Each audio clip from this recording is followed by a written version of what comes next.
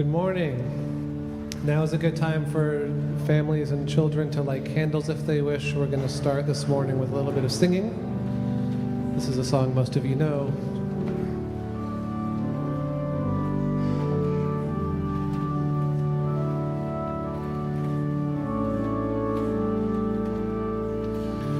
There is more love somewhere. I'm going to keep on till I find it.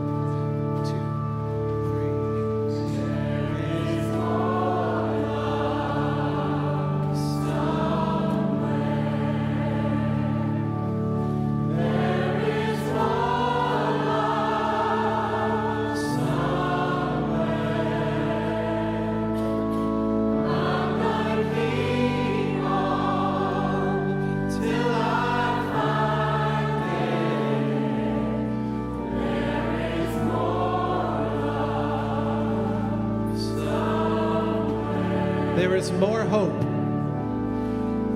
There is more hope somewhere. There is more hope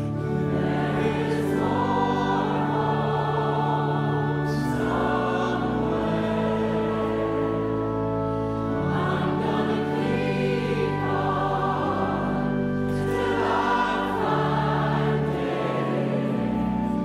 There is more.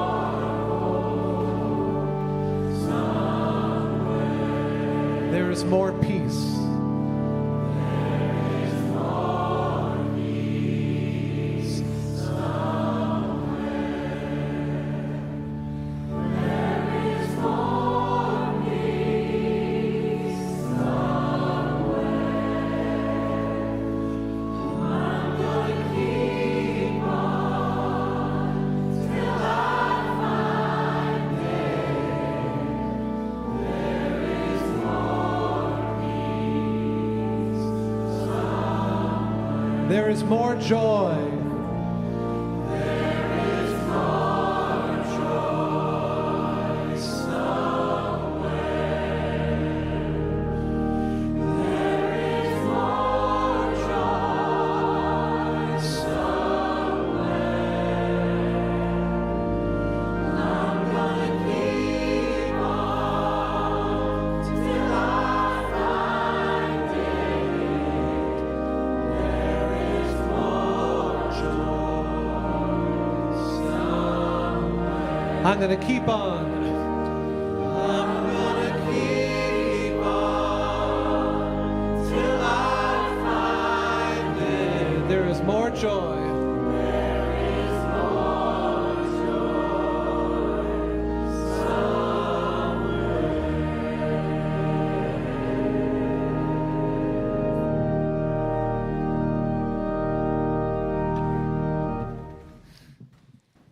Life is a hard battle anyway.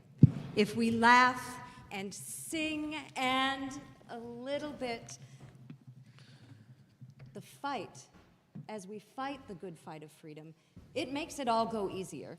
I will not allow my life's light to be determined by the darkness all around me. Rise in body or spirit for hymn number 126 in your gray hymnal. Come thou fount of every blessing.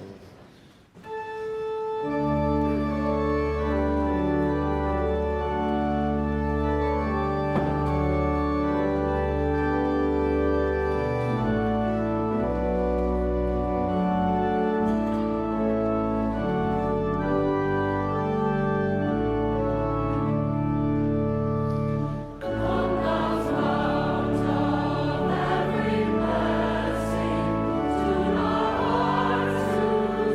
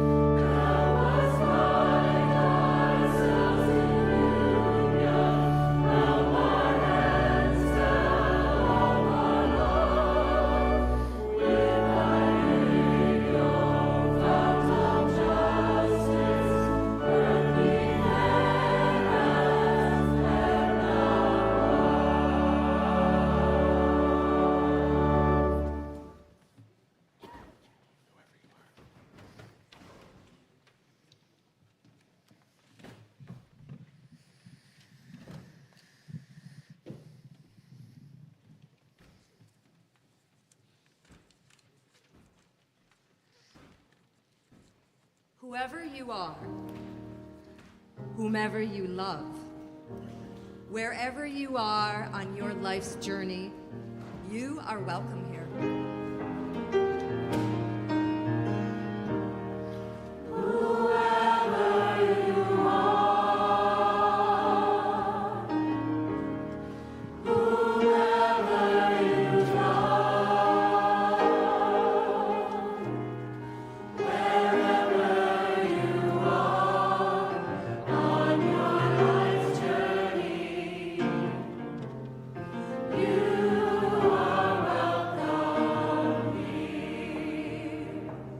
Whatever the color of your skin or your country of origin, whatever your gender or the source of your faith, you are welcome here.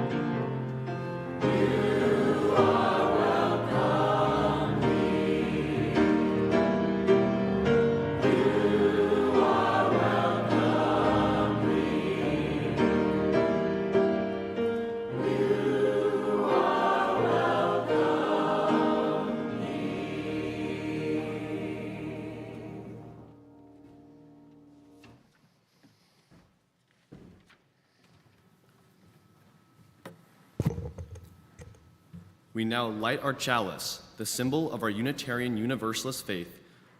The words are in your order of service. Blessed is the fire of our faith and the chalice of our community. Blessed is the living tradition that is carried forward in our work and in our love. Blessed is the transient flame we kindle here. Blessed is the illuminated moment of our gathering. Blessed is the light of the eternal. Blessed is the sacred call of life to which we give ourselves in answer.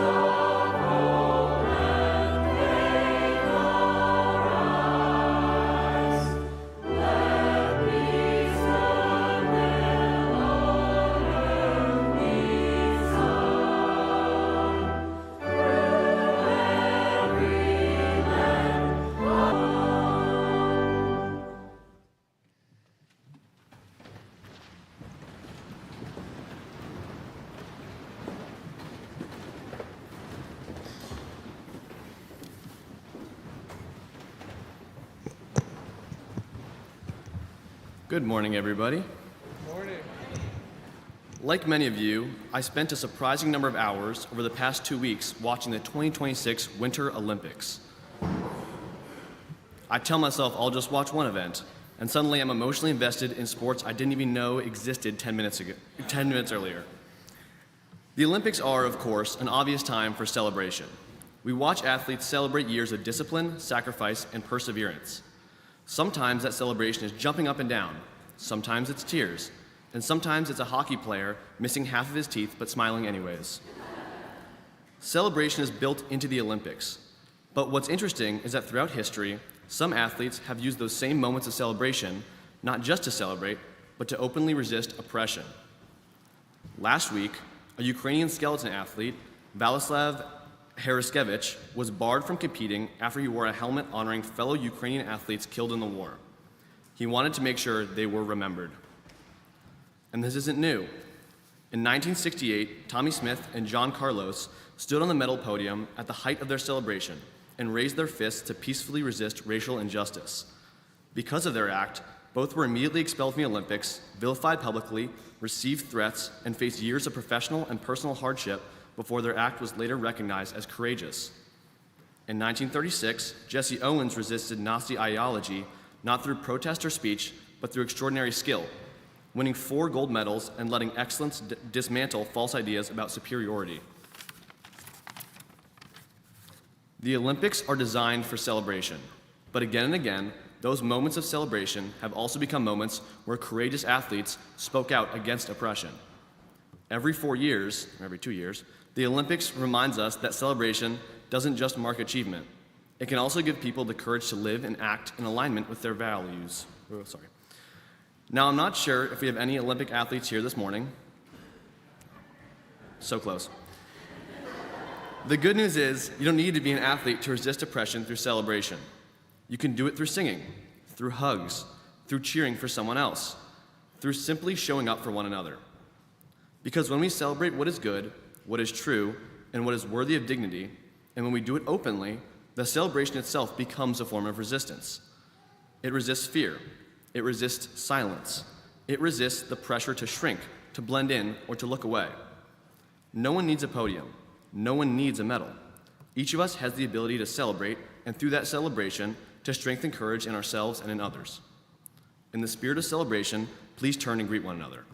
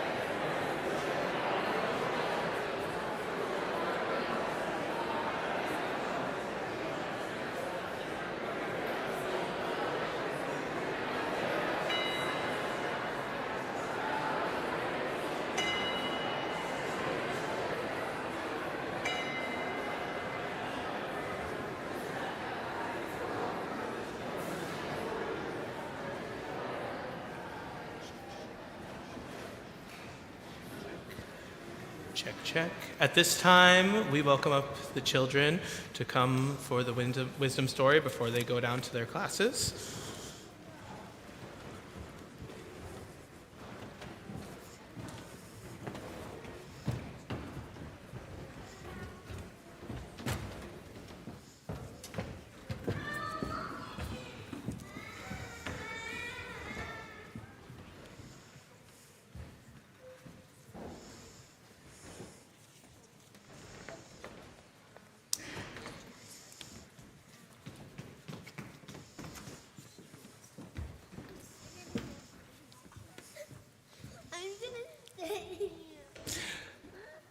There is a celebration or a holiday that passed this last week that as Unitarian Universalists and as children and just as people in New York City we might not have been aware of.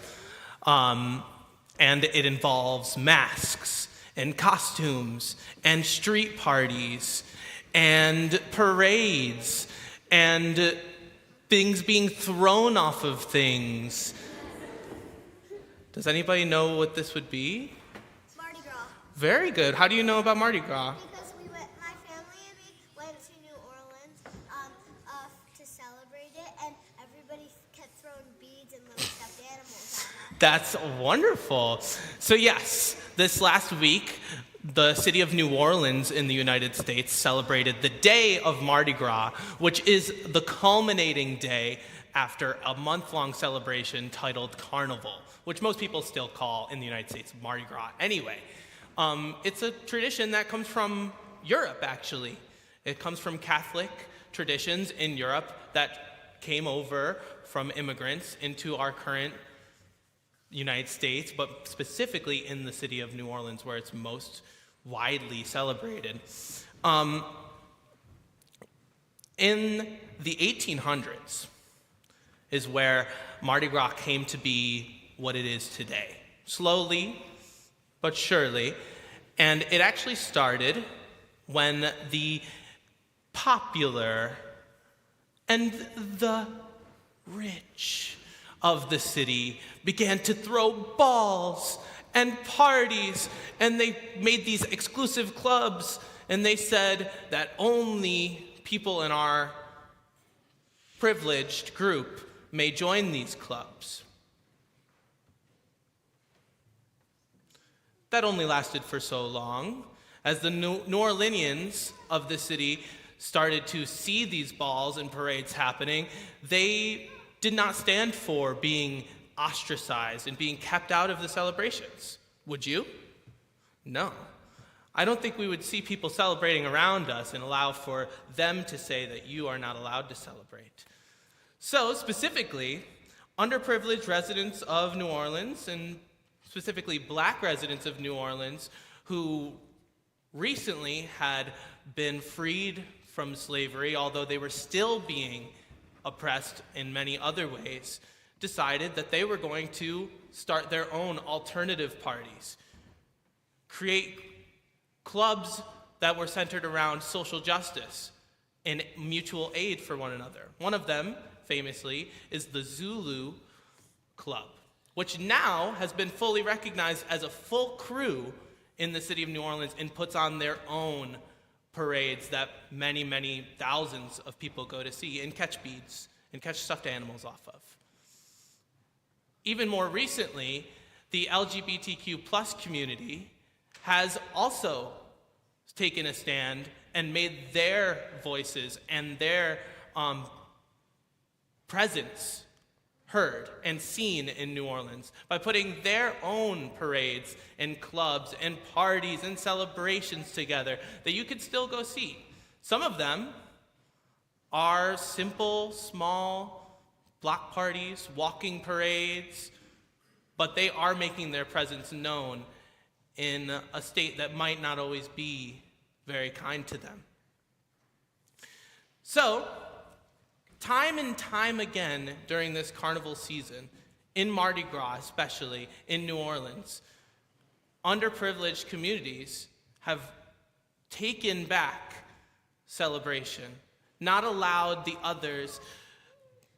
feel othered by the privileged of the communities. They seize the opportunity to celebrate so that they can make their presence known. When you guys were in New Orleans, what was your favorite thing that you caught? My favorite thing that we caught was like a little like stuffy cow. And I don't know why, but it was a little stuffy cow and it had like a long tail. If you were to make your own celebration that was all about you, making yourself seen, making yourself heard, what would you do to make that celebration? Would you put on your own parade? Would you throw something off of your own parade floats? Come on, tell me what you would throw off of your parade float. A stuffed cow? I'd throw up. Maggie? Jelly beans? Ooh, I like jelly beans. Into the street, Oliver? Maggie, what would you throw? I would throw out mermaid stuff. Mermaid stuffies? And fairies too. Now, I think after you threw your mermaid stuffies and your fairy stuffies out into the streets, and another little girl or a little boy or little individual caught them, I think they would feel seen too. They would see you, and they would feel seen as well. Because they would probably be really, really joyful that they were able to receive a mermaid stuffy. or a fairy, or a fairy. Maybe both. Maybe both. And in that spirit of celebrating together and being the force of change and resisting the people that want to other us, we will send the students down to their RE classes and sing them down. We're going to hear some more music right now.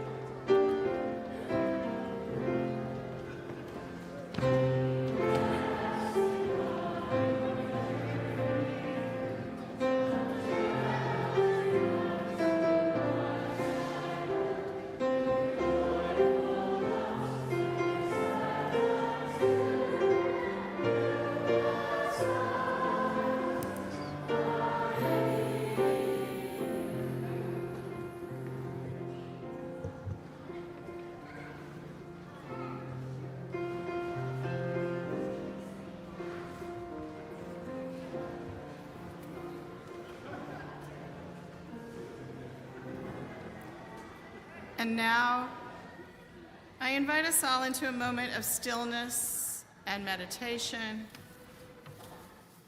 Just breathe out, settle in. Here in this space of community, care, and hope, we meditate and we pray. We pray for every living being struggling against fear and oppression in this world. And we pray for the earth itself, suffering under the forces of climate disaster. The future is unclear, and it can be hard to lean into hope, to lean into love, but this is our covenant as Unitarian Universalists. Let us call to mind the peacemakers, the protesters, those in hiding, and those who refuse to be silenced. Spirit of life and love, be present with all who are suffering. Lift up the hearts of those who fear. Guide the hands of all of those who are caring for the injured, the unhoused, the imprisoned, the hungry, and the grieving. Open our hearts to compassion. Remind us of our responsibility as citizens of this world. And let us remember that no one can take away our light or our joy. May we comfort the afflicted and afflict the comfortable, particularly if we are the comfortable. May we celebrate each other and this glorious world. May we transform ourselves and, in so doing, transform this world. We also pray for and keep in our hearts those in our community who are suffering, including Maxine Shuloff, recovering from an injury, and Nancy Witherell, who is entering home hospice, and Nancy's partner, Tom Check, and all that he is carrying. Now into this sacred space, we speak out loud or add to the chat online the names of loved ones we are praying for this morning.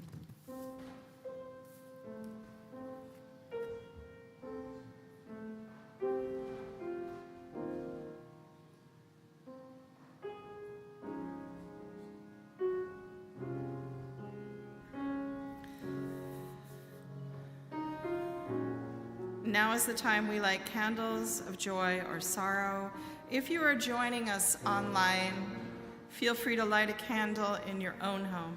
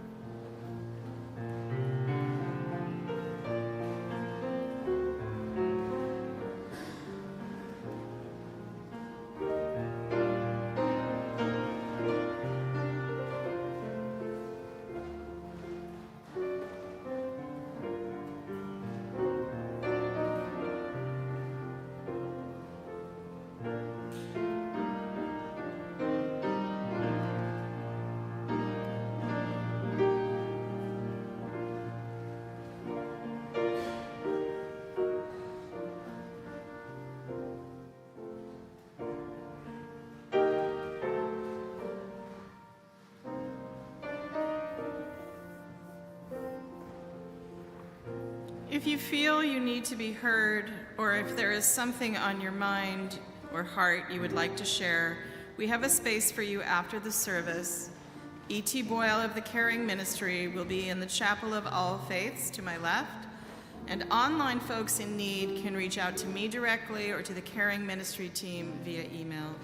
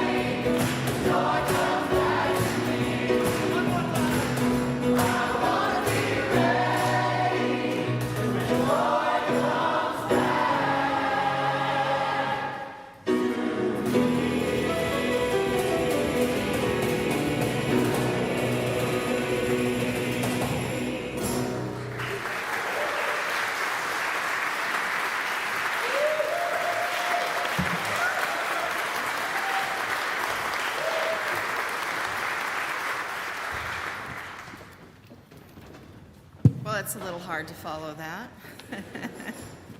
Good morning, everybody. And good morning to everyone watching online. Thank you for coming out today. I was worried we would have an empty building. For those who don't know me, I'm Yvonne Garrett. My pronouns are she and her. I'm a second-generation Unitarian Universalist, 21st century humanist, atheist, and an ethical vegan. I'm also disabled. I am currently a candidate for UU ministry, serving my second year here as your intern minister.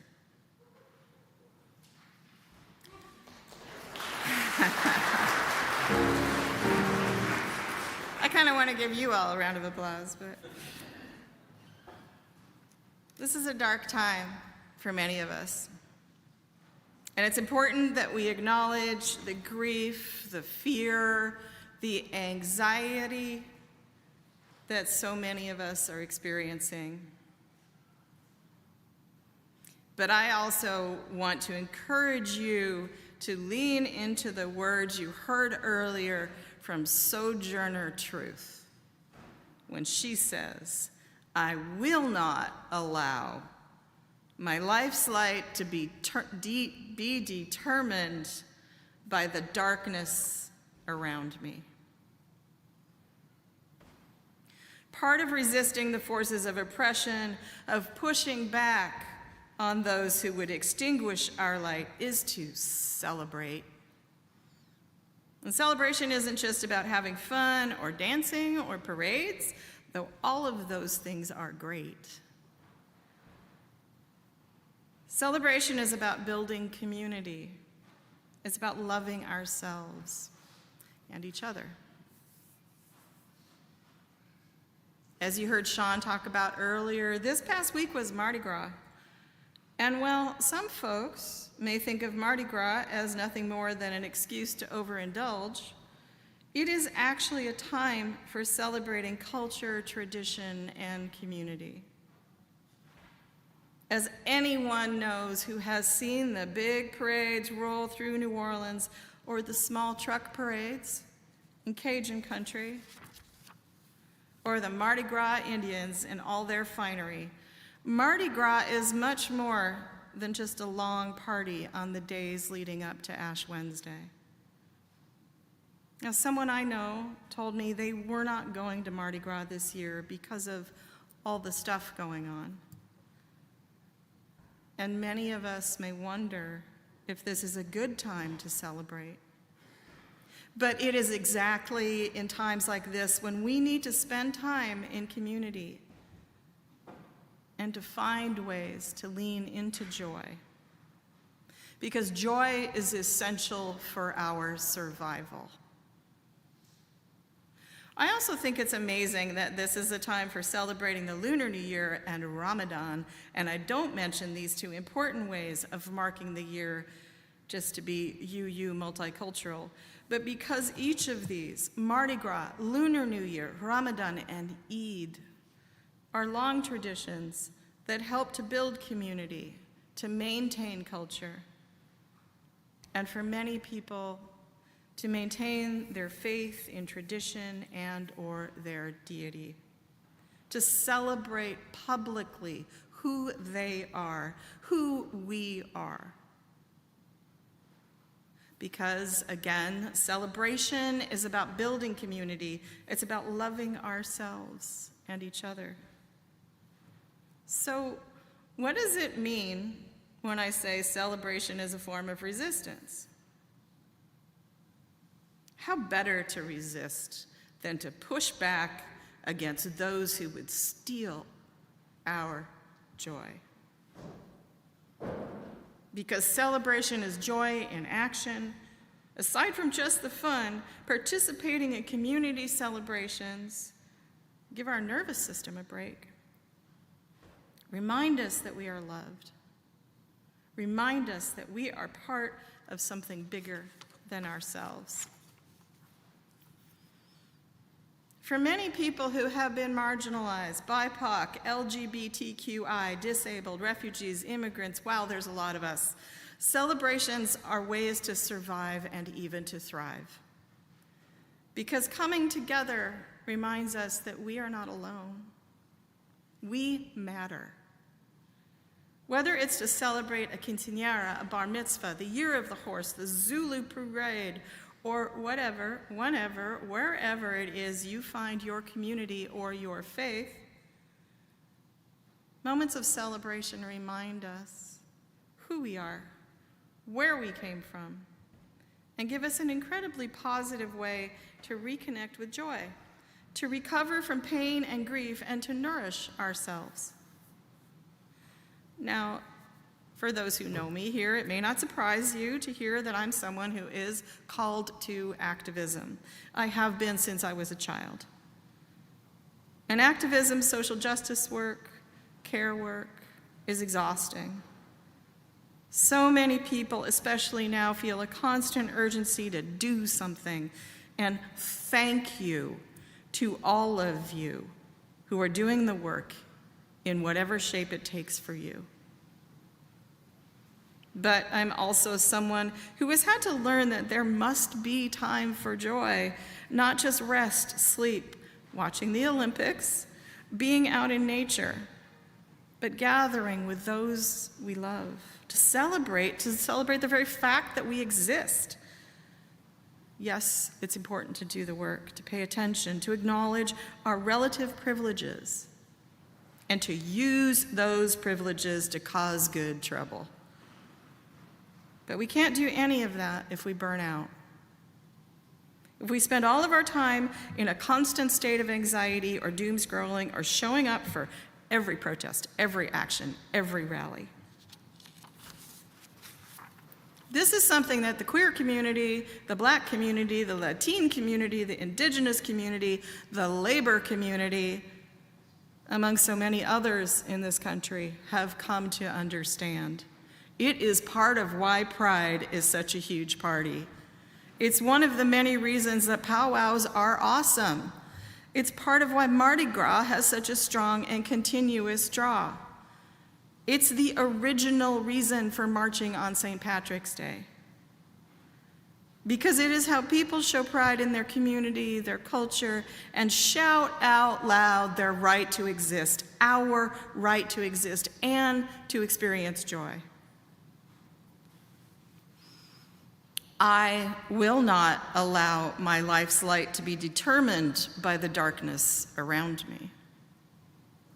Sojourner Truth was born in 1797, separated from her mother and forced to work from the age of 5. She was enslaved and sold 9 times. All but 2 of her 13 children were sold or died an early death. She escaped from slavery in 1826 with her infant daughter and then sued for her son's freedom, becoming the first Black woman to successfully sue a white man in this country. She became one of our greatest speakers in the cause of abolition and women's rights, particularly Black women's rights. And she calls us to remember our light. I will not allow my life's light to be determined by the darkness around me. I will not allow anyone to steal my joy, and neither should you. Now, I want to acknowledge that those of us who live in white skin in this country, no matter what other identities we have, do not live with the same history of oppression as BIPOC folks. But we can also learn a lot about joy from BIPOC communities. I don't know if I would have survived what Sojourner Truth did or retained any light, any joy. So I can only lean into her words with awe for her strength. I have seen Black joy in action in New Orleans on a daily basis, not just during Zulu or Second Lines or Mardi Gras Indian Super Sunday. And if you don't know what I'm talking about, watch it on YouTube. I used to have a place in the French Quarter, and I loved the parades, the masking, the costuming, the celebrating, and marching with friends. And the best times I had there were with drag queens. That may seem obvious now to some of you, but this was a while ago. It was before RuPaul's Drag Race and Story Times. And these were New Orleans drag queens. Many were BIPOC. Some were 6'2" and fully dressed as Marie Antoinette. It was glorious, and it was joyous. And it was a full-on celebration of their right not just to exist, but to be proud in public and better dressed than any of us. I learned a lot about building community from those drag queens. I learned a lot about courage from those drag queens. And I learned a lot about resisting the darkness of oppression by seeing Black joy in action. Now, the idea of celebration as resistance doesn't have to mean big events, parades, crowds, a whole lot of noise. Celebration can also mean those moments every day when we acknowledge what we have accomplished and how each of those accomplishments is a transformation. And yes, there are a lot of people online writing about self-celebration, which, yes, is an important part of self-care. But what if instead we think about celebrating each other and all of the things we accomplish together here in this congregation, in our committees, in our justice actions, in our families, in our friendships? All of these things, too, are celebration as resistance, because all of these things are about maintaining and building community. And all of these things, these celebrations, are about putting love at the center. UU's Side with Love is hosting a series of conversations as part of their seemingly limitless work towards supporting all of us in building community. In the lead up to one of these conversations, they state, at a time when fear, violence, and extraction dominate our politics and our planet, we practice another way. We believe love is not fragile, it is fierce. It grounds our organizing, fuels our imagination, and sustains our communities. This, for me, is a clear statement of my faith. We practice another way. We believe that love is not fragile, it is fierce. And we also believe that thriving is as important as striving. When I say we here, I am making assumptions about identities and assuming that as UUs or people listening to a UU friend or family member preach, that you believe in love, you believe in justice, and you believe in a world where all living beings can thrive. It can be hard right now to keep our collective dream of a beloved community alive. As another friend said, it's like one dumpster fire after another. And we can't put all of them out at once. And I am not suggesting that we dance around the dumpster fires or turn a blind eye to suffering.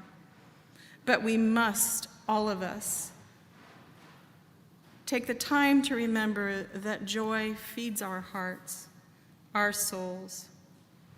And celebration is more than a balm to the weary. Celebration is revolutionary. Joy is a propulsive force, and oppressive regimes often target dancing, music, and celebrations. In the late 80s, in Latvia, Lithuania, and Estonia, there was a singing revolution, a 4-year series of protests involving mass singing demonstrations. Can you imagine? that eventually led to independence. And I am reminded of the singing so many of us heard in Minneapolis. And I am reminding of singing along myself with the Resistance Revival Chorus in the East Village recently.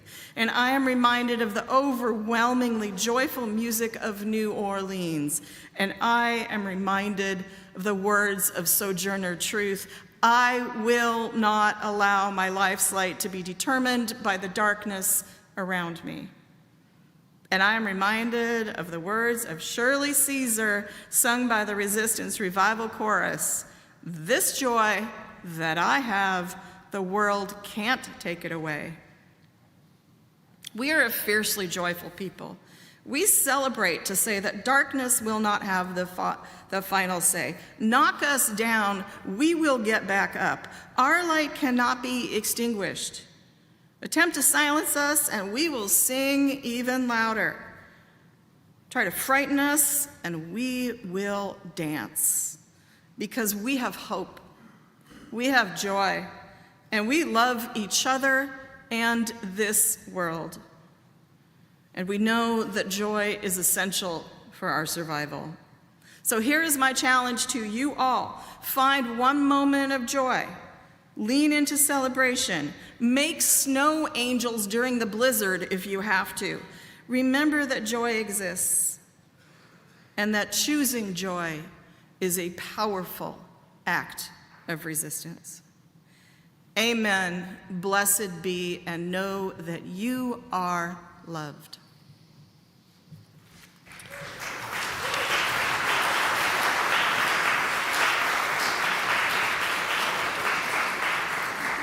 Let's rise and sing hymn number 131 in the gray hymnal, Love Will Guide Us.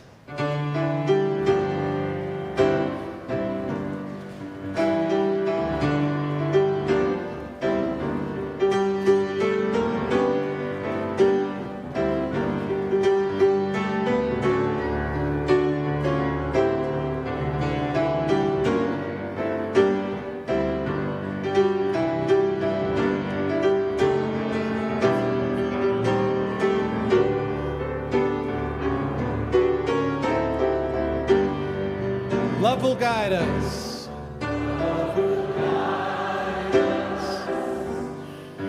Peace has tried us. Oh, inside us. Leading the way on the road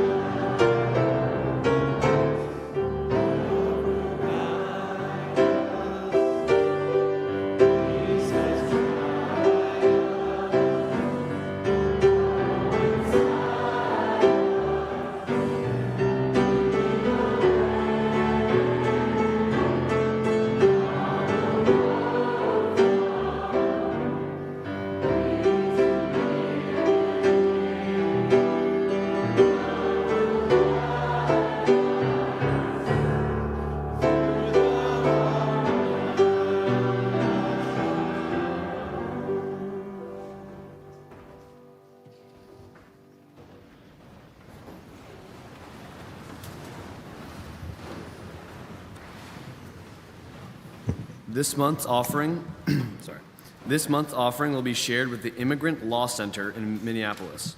You can read more about this organization in your order of service. Our offering will now be received with gratitude.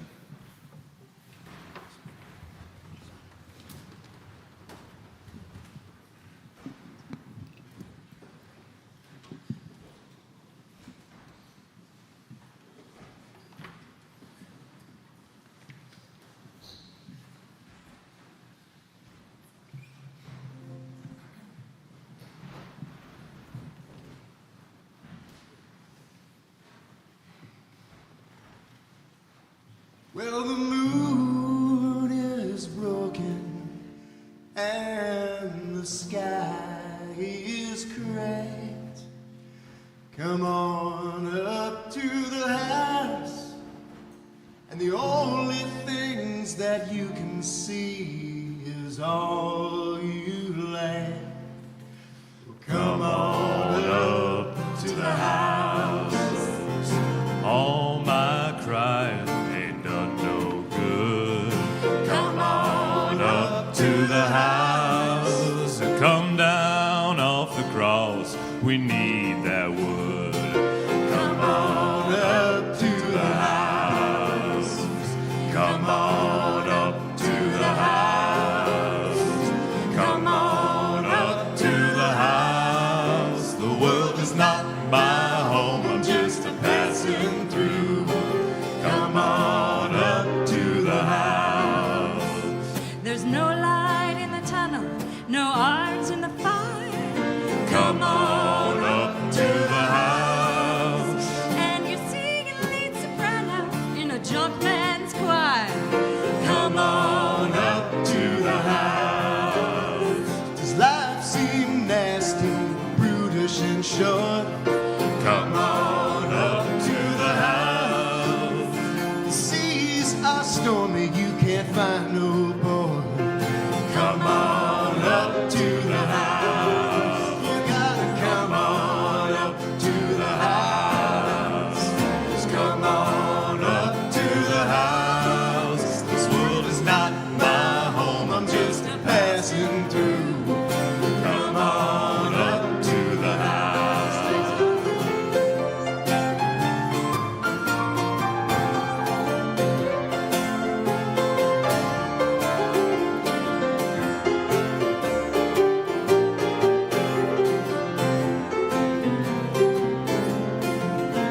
When there's nothing in the world that you can do, Come on up to the house. You've been whipped by the forces that are inside you. Come on up to the house. Well, you're high on top of your mountain of woe. Come on up to the house. Well, you know you should surrender, but you just can't let go. Come on up to the house. Come on up to the house. Come on up to the house. The world is not my home, I'm just passing through. Come on up to the house. Come on up to the house. Come on up to the house. The world is not my home, I'm just a passing through. So come on up to the house. The world is not my home, I'm just a passing through. Come on up to the house.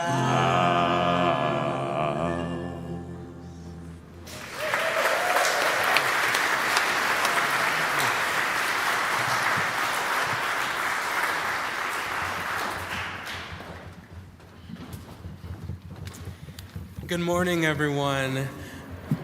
I am Tyrone Davis Jr. I'm your membership coordinator. I use he, him pronouns, and it is so good to be here.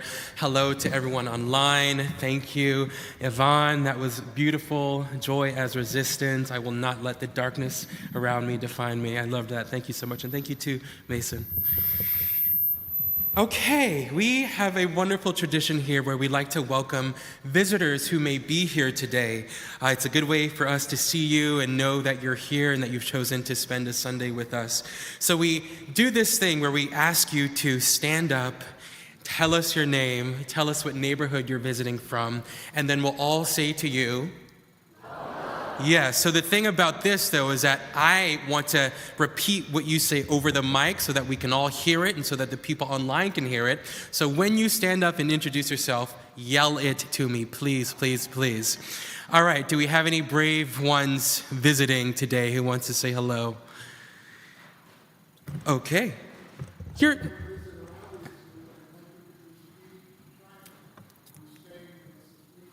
Wonderful. Is it Amy? Hebe. Hebe from China. Wonderful. Welcome. Thank you. Thanks for being here. Up there? Wendy from Boston.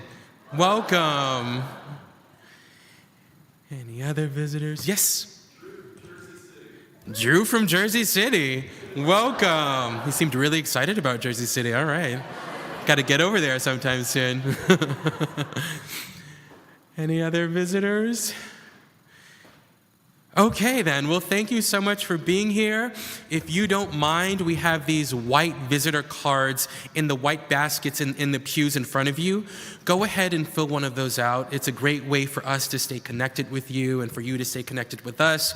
You'll get a friendly email from me this week. You will be put on our email news, and then you will get a sweet little name tag just waiting for you the next time you come and visit us. When you fill that out, you can turn it in at the welcome table in the Undercroft downstairs, which is where we have our coffee hour. Please join us for coffee hour. So welcome, thank you.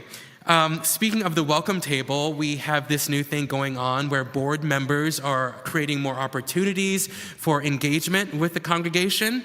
So today, Barbara Bornman from the board will be at the table. Barbara, are you around? Want to stand up and let the people see you? That's Barbara. Ask her the tough questions. No, be kind. Thank you, Barbara. Okay, announcements. We don't have too many today. The men's group, which was supposed to meet tomorrow, has been canceled due to the incoming blizzard. But stay tuned for the next time they'll meet. There is a Chalice Circle gathering tomorrow. It is an online covenant group model where they discuss UU theology and shared values. It's led by the great Yvonne Garrett, who you just heard speak. So go ahead and join. If you want to contact Yvonne, her email is in your order of service, and it is on Zoom. So please go ahead and do that. Okay, so next week, very exciting, March 1st, is the first day of our stewardship campaign. You will find out what the theme is. I'm not going to tell it to you today, but the reason why I'm talking about it is that to get us going, we are looking for some friendly, warm people in this congregation who are willing to open up their homes to host events, stewardship events for us. If you have a sweet little home that you want to open up to us, go ahead and let me know. You can email me. My email address is in the order of service, or you can grab Spencer Brill, the chair of the stewardship campaign, that's him, and let him know that you're interested. So go ahead and do that. Thank you very much. Okay, today is our big congregational meeting online and right here in the sanctuary. All are invited. However, only members in good standing may vote. You had to have signed the membership board at least 60 days ago. And completed a current year pledge form as well. If you're unsure about your status, there are folks checking people in. They can let you know if you're up to date, and if you're not, you can fix that right there and then. So please join us. And we have a way to also count votes and everything online. So if you're online and worried about that, don't worry. Someone's checking that as well. And then more importantly, before that happens, there is a coming of age lunch fundraiser that you must attend. They have made sandwiches for you in the Undercroft. Go ahead and go buy some sandwiches. They're raising money to go on their trip. So grab a sandwich and some soup and then stay for the meeting. That is all I have for you today. Please rise in body or in spirit to sing our final hymn, This Joy. The lyrics are in your order of service.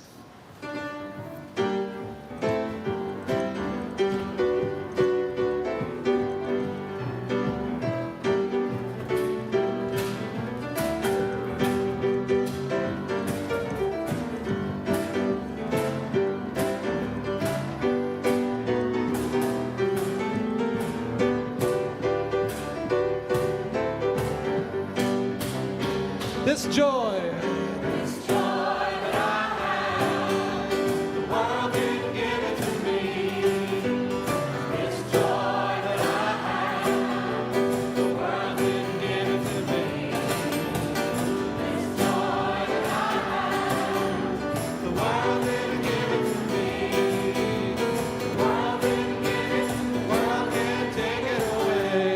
Sing that again. Sing this joy. This joy that I have, the world didn't give it to me.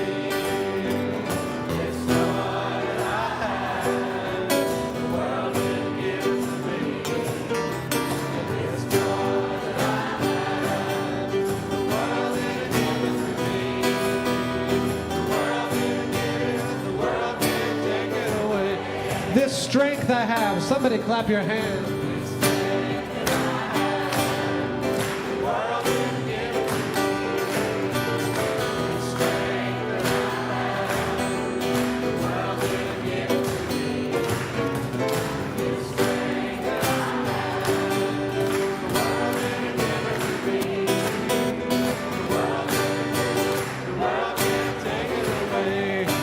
This voice I have.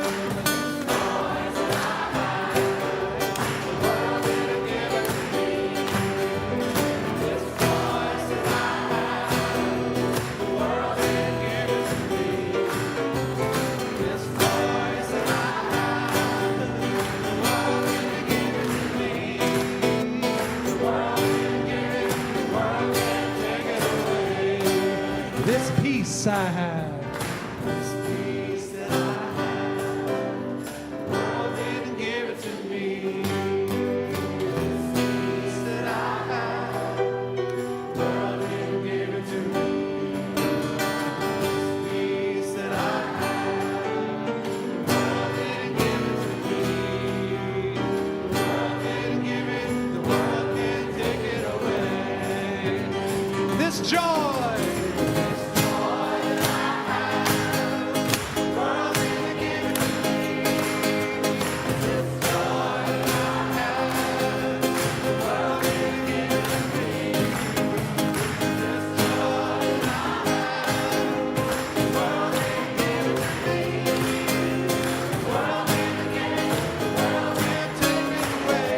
The world didn't give it. The world didn't give it. The world can't take it away.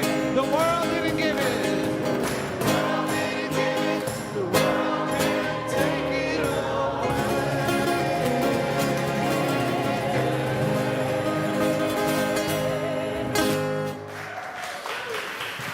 Feel free to stay standing if you're able. Now I invite you all to join hands with your neighbors, unless you really don't want to. Hand by hand, we touch those who are here with us and those no longer with us. And hand over hand, we build community and we find joy together and we celebrate together. We each have gifts that make a difference.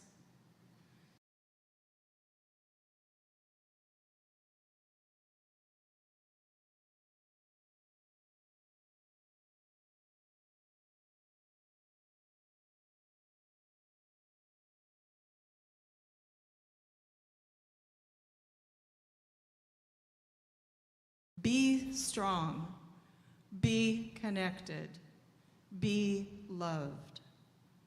Open your heart to a world in need of healing. Open your heart to joy and celebrate. Amen and blessed be.